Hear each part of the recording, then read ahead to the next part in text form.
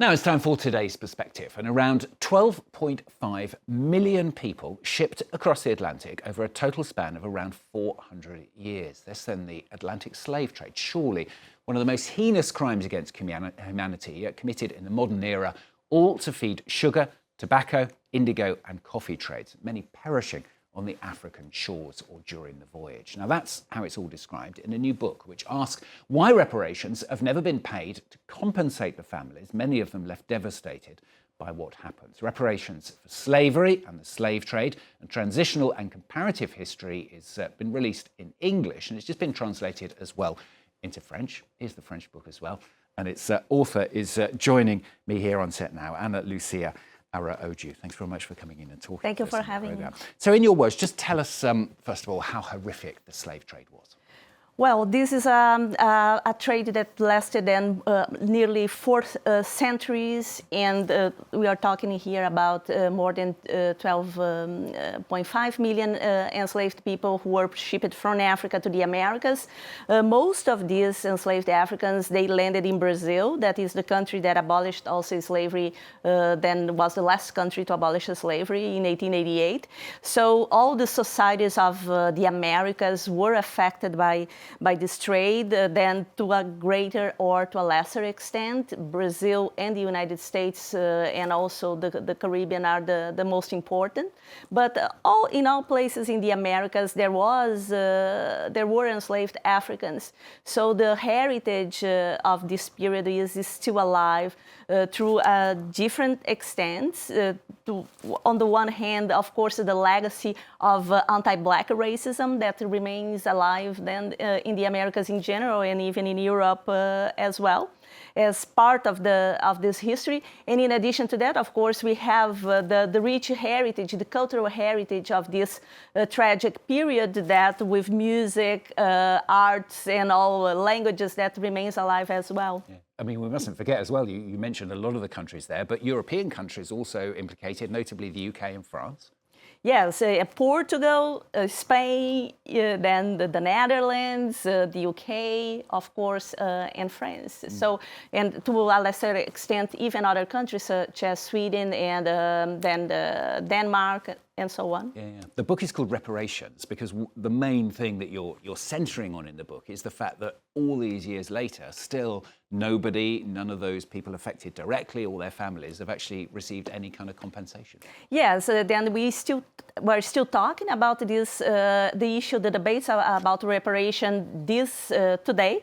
But the point is that the demands of reparations, they started a long time ago, then since the 18th century, and the book is an attempt to historicize these demands that started as early as in the 18th century, sometimes by individuals, and they persist today because up to this day, no reparations were awarded. However, the former slave owners and planters, in almost all cases, they were awarded some kind of financial compensation after the abolition of slavery.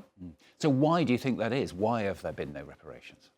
It's an excellent question. There are several dimensions. It's a crime that was committed through a very long period of time. At the time when it was occurring, not all the time it was considered as a crime, even though in some cases we had enslaved people who were shipped to Brazil, for example, almost 1 million during the period when it was illegal. Then there is a dimension of the legality of this horrible trade and the fact also that occurred to a so much long period that it was difficult to grasp how to demand, to whom demand, and who should pay and how much.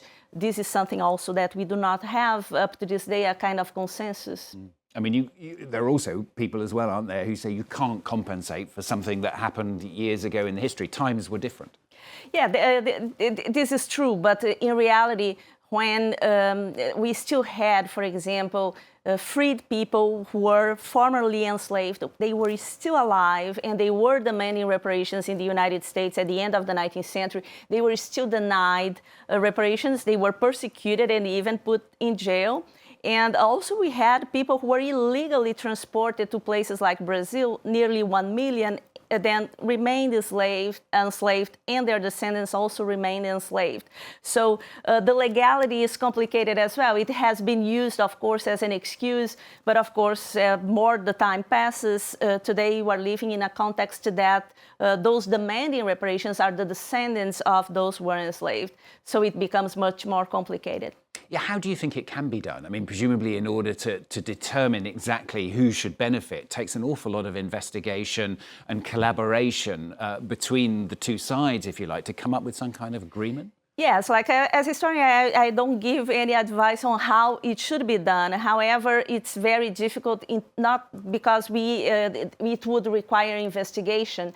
It is because today those who are victims, for example, of anti-Black racism, are individuals who do not necessarily have a direct link with the history of slavery. Then this should be a program that is a broader program that it's aimed to remedy the present day social and racial inequalities, not necessarily by looking one by one and who are the groups necessarily who have a specific direct link with slavery.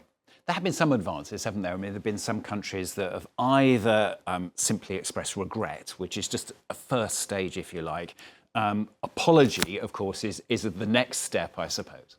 Yes, then the only chief of state who addressed an apology in recent years is then the king of the Netherlands.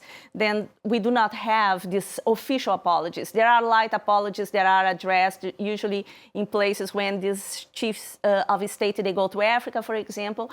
Then so this didn't happen. But in terms of reparations, you also have the symbolic dimension. The book focuses much more on the material and financial dimension, but symbolic dimension, this has been done. For example, legislation that passed to commemorate the Atlantic slave trade and slavery. Also, we have the creation of memorials, museums, museum exhibitions.